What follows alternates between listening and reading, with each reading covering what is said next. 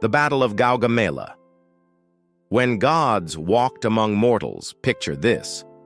A 25-year-old Macedonian king, standing at the edge of a vast plain in modern-day Iraq, staring across at the largest army the ancient world had ever assembled. Behind him, 47,000 battle-hardened warriors who had already conquered half the known world. Ahead of him, nearly 250,000 soldiers, representing every corner of the Persian Empire, commanded by Darius III, a man who had spent 2 years preparing for this single moment of reckoning. The date was October 1st, 331 BCE.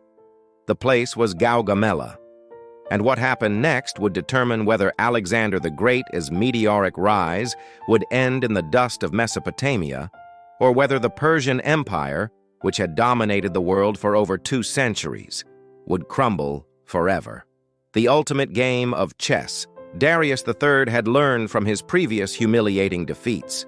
At Issus, Alexander had caught him off guard with a smaller force. This time would be different. The Persian king had chosen his battlefield with the precision of a master strategist. The plains of Gaugamela offered endless space for his superior numbers to envelop and crush the Macedonian phalanx.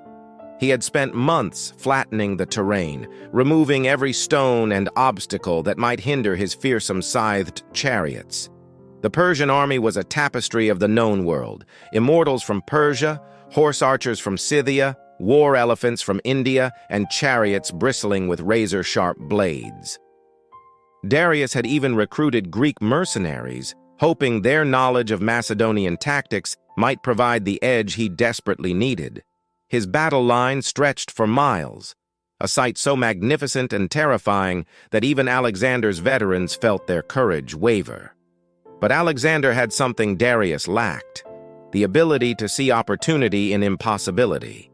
While his generals counseled a night attack to even the odds, Alexander rejected the suggestion with words that would echo through history: "I will not steal my victory."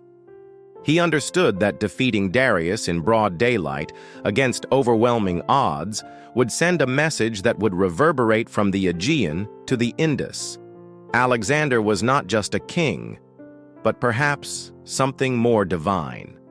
The dance of death begins. As dawn broke on that fateful October morning, both armies arranged themselves in formations that would have made the gods themselves pause in admiration. Darius positioned himself in the center, flanked by his elite immortals and Greek mercenaries, with his deadly scythed chariots forming the first wave of attack. His cavalry dominated both flanks, masses of horsemen ready to sweep around Alexander's smaller army like a closing trap. Alexander's response was nothing short of genius. He arranged his forces in an oblique formation, with his right wing advanced and his left refused. At the crucial moment, he planned to strike like a thunderbolt at a single point in the Persian line while his defensive formations held elsewhere. It was the kind of calculated risk that separated legendary commanders from mere mortals. But here's where the story takes its most dramatic turn. Something happened that neither commander had anticipated.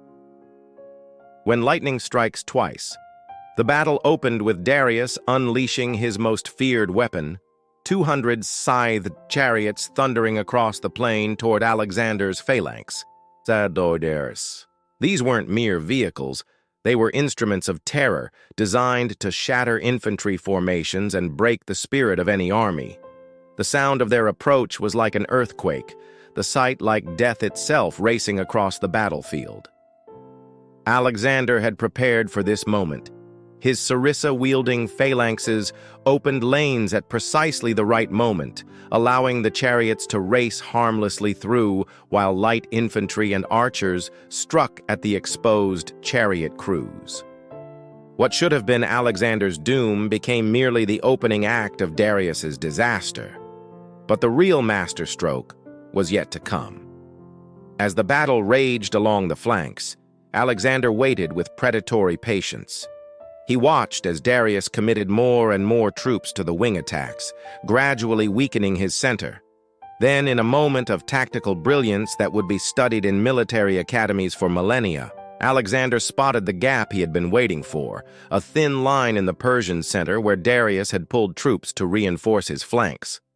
Leading his elite companion cavalry in a wedge formation, Alexander charged directly at this weakness. But this wasn't just any charge. This was Alexander himself, resplendent in his distinctive armor, leading from the front like a figure from Homer's epics. The psychological impact was devastating. Persian soldiers didn't just see an enemy attack. They saw what appeared to be a god of war descending upon them. The moment that changed everything. Here's what the ancient sources don't fully capture: the sheer audacity of what Alexander did next. As his cavalry wedge carved through the Persian center, he turned his attack directly toward Darius himself. The King of Kings, the ruler of the largest empire in history, suddenly found a 25-year-old Macedonian bearing down on him with murderous intent. The moment their eyes met across the chaos of battle, both men understood that this wasn't just about territory or tribute. This was personal. Darius, who had seen his family captured at Issus, who had watched his empire shrink with each of Alexander's victories, faced the young conqueror who had haunted his dreams for 2 years. What happened next depends on which source you believe, but the outcome was undeniable. Darius broke. Whether from tactical necessity or personal terror, the King of Kings turned his chariot and fled the field. The sight of their emperor retreating shattered Persian morale like glass. What had begun as an orderly battle degenerated into a rout of epic proportions. The price of godhood. Alexander's victory at Gaugamela was total and devastating. Persian casualties numbered in the tens of thousands, while Alexander's losses were remarkably light. But numbers tell only part of the story. Gaugamela didn't just destroy an army. It obliterated the myth of Persian invincibility that had dominated the ancient world for centuries. Within days, Babylon opened its gates without resistance. Persepolis, the ceremonial capital of the Persian Empire, fell soon after. Darius III, once the most powerful man on earth, became a fugitive in his own realm, eventually meeting his end at the hands of his own nobles, who hoped to curry favor with the new master of Asia. But perhaps the most profound consequence was what Gaugamela revealed about Alexander himself. His willingness to stake everything on a single battle, his tactical genius under pressure, and his almost supernatural ability to inspire his men in the face of impossible odds suggested that he was indeed touched by something divine. After Gaugamela, even his enemies began to whisper that Alexander might truly be the son of Zeus Ammon. The echo across centuries. The Battle of Gaugamela stands as perhaps the greatest tactical victory in military history, a masterclass in how audacity, preparation, and leadership can overcome seemingly insurmountable odds.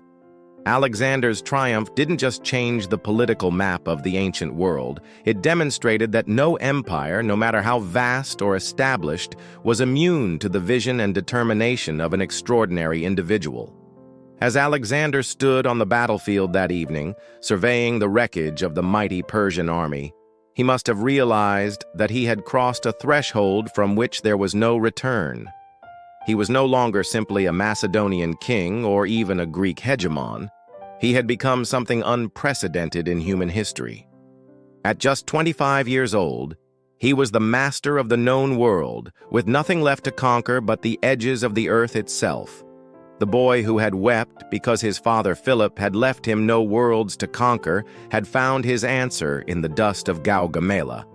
But as he would soon discover, conquering the world was only the beginning of his legend.